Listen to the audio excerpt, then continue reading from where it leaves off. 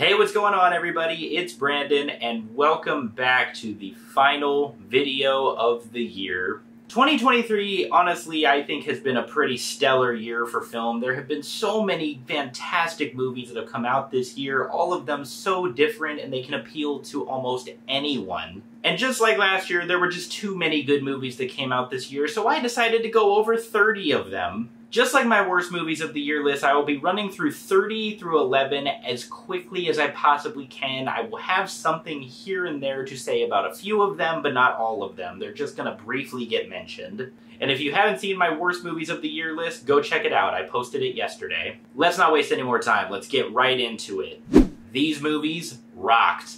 These are the 30 best movies of 2023. Starting us off at the bottom at number 30 is a movie that I feel like a lot of people forgot about because it came out at the very beginning of the year, and that was Missing, a very worthy follow-up to Searching. At 29, I have Eli Roth's Thanksgiving. At 28 is Saw X, the best Saw movie since the original. At 27, I have a very overlooked documentary, Hot Potato, the story of the Wiggles. At 26, I have this year's Palme d'Or winner at the Cannes Film Festival, Anatomy of a Fall. At 25, I have American Fiction. At 24 is one of the most surprising movies of the year, Blackberry. At 23, I have the latest movie from that lovable weirdo Wes Anderson, Asteroid City. At 22, I have one of the best documentaries of the year, still a Michael J. Fox story. At 21, I have Mission Impossible: Dead Reckoning Part 1.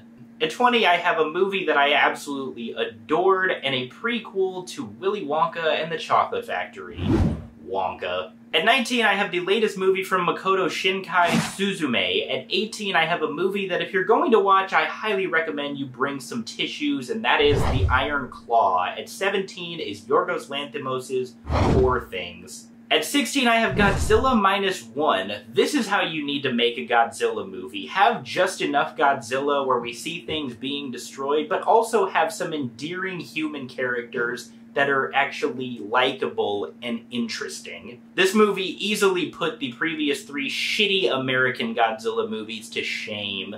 At 15, I have one half of the movie event of the summer and the highest grossing movie of the year, Barbie. At 14, I have David Fincher's The Killer. At 13, I have Scream 6. I would be remiss, though, if I did not mention the situation regarding Scream 7. If that movie is no longer happening, which at the moment looks like it isn't because they lost Melissa Barrera, Jenna Ortega, and the director just dropped out. But if Scream 6 is truly the ending of this iteration of Scream, then honestly I'm okay with it because I think Scream 6 had a very fitting ending.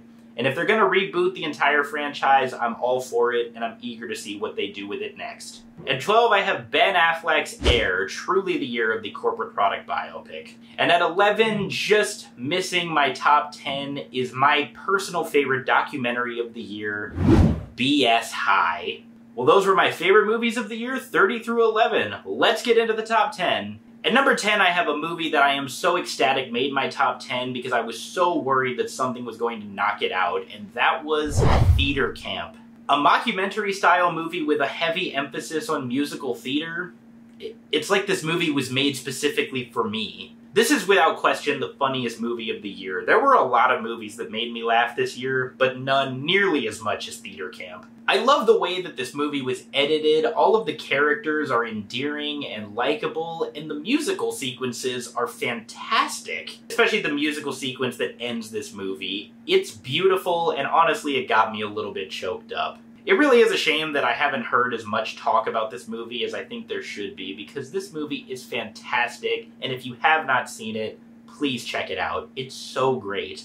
At 9, I have the latest masterpiece from the GOAT himself, Martin Scorsese, Killers of the Flower Moon. Martin Scorsese is 81 years old, and he is still pumping out movies like this. This movie is 3.5 hours long, and when I first watched it, I truly did not feel that length at all. I did start to feel it drag a little bit toward the end, but for the entire length of the movie, I never once felt bored. Scorsese's sheer sense of scope is nothing short of amazing. Coupled with incredible cinematography, editing, production design, costumes, this movie is truly a marvel to look at. And on top of that, Leonardo DiCaprio, Robert De Niro, and Lily Gladstone give 3 of the best performances of the entire year, and I'm pretty sure all of them will be getting Oscar nominations in a few months. Scorsese clearly uses the inspirations that he received from his previous gangster movies and incorporates them into a Western, and it works so well. And not just any Western, a Western that brings attention to a story that I personally was not aware of before I first heard about this movie. So for that reason alone, people definitely should see this movie. But I will absolutely be revisiting this movie sometime in the future whenever it gets a physical release. Hopefully it does. The runtime does not deter me at all. Scorsese is a master at work. At 8 is a movie that I was excited for, but didn't think I would love nearly as much as I did. Dream Scenario. Nicolas Cage is at it once again, providing one of the best performances of the year. Dream Scenario tackles topics like fame, cancel culture, and the dangers of going viral in a way that I've never seen any movie discuss it before. But even though this movie tackles some pretty heavy topics, it is easily one of the funniest movies of the year. There's one scene involving a fart that made me laugh out loud. I truly cannot believe I laughed at a fart joke as hard as I did. And it also captures the absurdity of people's dreams so well. But I'll watch anything Nicolas Cage is in, because this man has not been missing lately. At 7, I have a movie that will become a yearly rewatch for me around the holidays. The Holdovers. Like I said previously, I'm always looking for new movies to rewatch every Christmas season, and The Holdovers is the latest addition to that rotation. The Holdovers is so heartwarming, hilarious, and very tragic in parts. But it's a movie that takes place in the 70s, and it truly captures that vintage 70s aesthetic.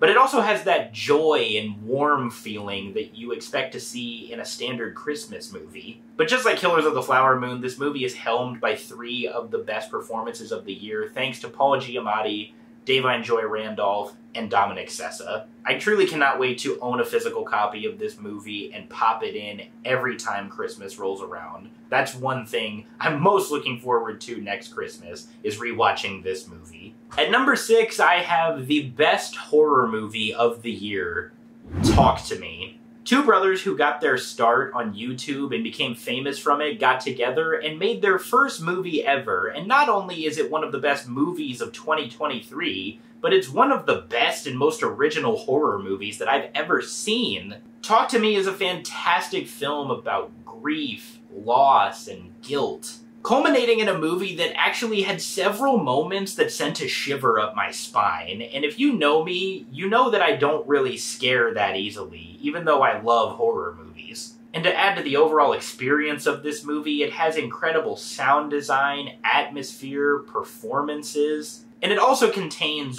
one of the best endings of the year. I'm not kidding. Talk to Me is in contention for my favorite ending of the year. It's in the top 2 for sure. In the 5 spot is the latest movie to showcase the adventures of the Baba Yaga, John Wick Chapter 4. I love all the John Wick movies, but each of them has just completely upped the ante and gotten progressively better. John Wick Chapter 4 has some of the most impressive and memorable action sequences that I have ever seen. Specifically that overhead tracking sequence. That is one of the greatest experiences that I have ever had the pleasure of witnessing on a big screen. It is scenes like that that I am so thankful I saw this movie in IMAX. It was so worth it. I've said in the past that one of the most underrated aspects of the John Wick movies are their sense of world building, and this movie just further expands on the amazing world building that these movies have created, and we finally get a conclusion to Mr. Wick's conquest in order to avenge his dog. It was truly a brilliant conclusion, and if this is the end of John Wick, I don't know if they could have ended it any better, if I'm being honest. At 4, I have a movie that it seems like everybody fell in love with earlier this year. Past Lives. Celine Song's directorial debut is a damn impressive one. Past Lives is a movie that begs the question of what one's life would look like if they had taken a different path and whether or not that was the correct decision. It's such a simple concept, but this movie presents it in the most beautiful way. Greta Lee gives one of the best and most heartbreaking performances of the entire year. I've seen her in a few other movies, but this one she truly showcased her acting chops because there are several scenes where she's saying nothing, but it feels like she's saying so much at the same time. But that goes for the entire movie as a whole, because there are several scenes where characters are just looking at one another. No dialogue is being spoken, but you could feel every word that isn't being said or what's being held back. This is truly a beautiful movie, and I'm so happy that it's getting the awards buzz that it is. At number 3, I have the sequel to my favorite movie of 2018, Spider-Man Across the Spider-Verse. I'm still not exactly sure if I think this movie or Into the Spider-Verse is better, but all I know is that Across the Spider-Verse is a damn fantastic sequel, and it matches the quality of the original as well as improves on quite a few things. Still present is the incredible animation style with some of the most gorgeous visuals that you will see all year, such memorable characters, and one of the best soundtracks that I've ever heard. And it's not just the soundtrack by Metro Boomin that's so great, the score by Daniel Pemberton is one of the best of the year. The world building is further expanded upon, and exploring the multiverse with these amazing characters was so much fun. There are so many cool little details and Easter eggs for Spider-Man fans of all ages, but it's impossible to see all of them on a first watch. And without getting into spoilers, it all leads to a Planet of the Apes type ending, and it was a hell of a cliffhanger. I really hope the third movie in this series, Beyond the Spider-Verse, still gets a release in 2024, because I am beyond excited for it. Pun intended, I guess. But what I feel like will be a surprise to a lot of people, I did not think Across the Spider-Verse was the best superhero movie of the year.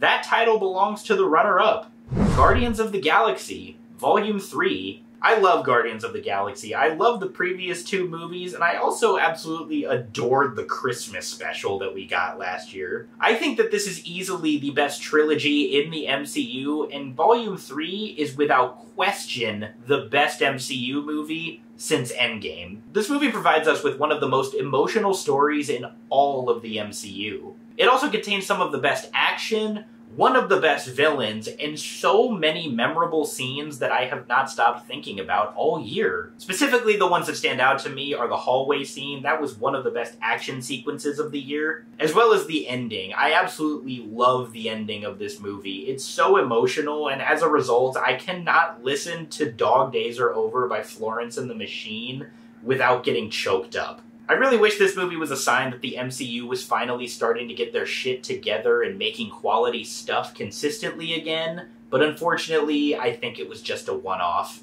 And at number 1, my favorite movie of the year. This should come as a surprise to nobody, because if you saw my channel, then you will know what my number 1 is.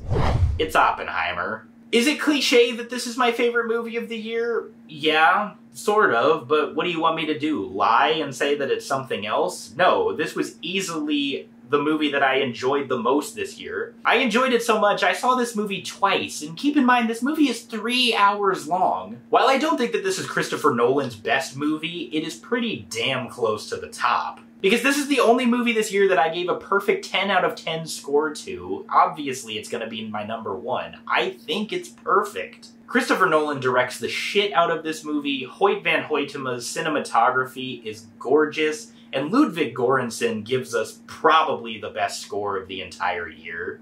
And that's not including the greatness of the editing, the visual effects, the script, the production design, the costumes, the performances by the entire cast, literally everything. And this was such an interesting twist on a standard World War II movie, because instead of focusing on the actual battle, it gives a spotlight to a man who is responsible for the creation of one of the most important inventions ever. It provides an inside look at the psyche of J. Robert Oppenheimer and all of the weight that he felt on his shoulders at the time. Because not only was he dealing with leading the Manhattan Project, but he had a multitude of other things going on. I think it's amazing that this man just didn't go insane. And the performance of J. Robert Oppenheimer was brought to life brilliantly by Cillian Murphy. He is still my pick for Best Actor. I could go on and and on about everything that I find just so amazing about this movie, but I will end it on a fact that still blows my mind. As I said, this movie is 3 hours long,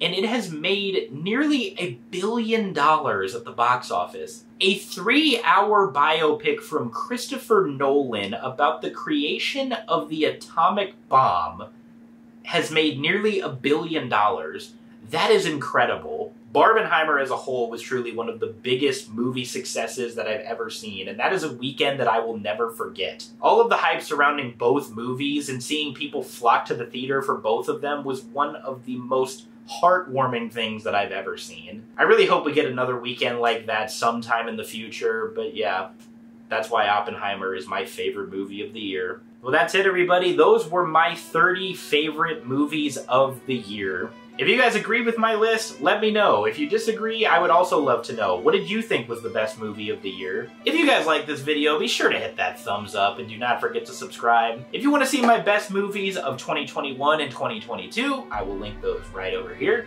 Other than that, I hope you all had a very Merry Christmas. I hope you have a Happy New Year, and I will see you all in 2024.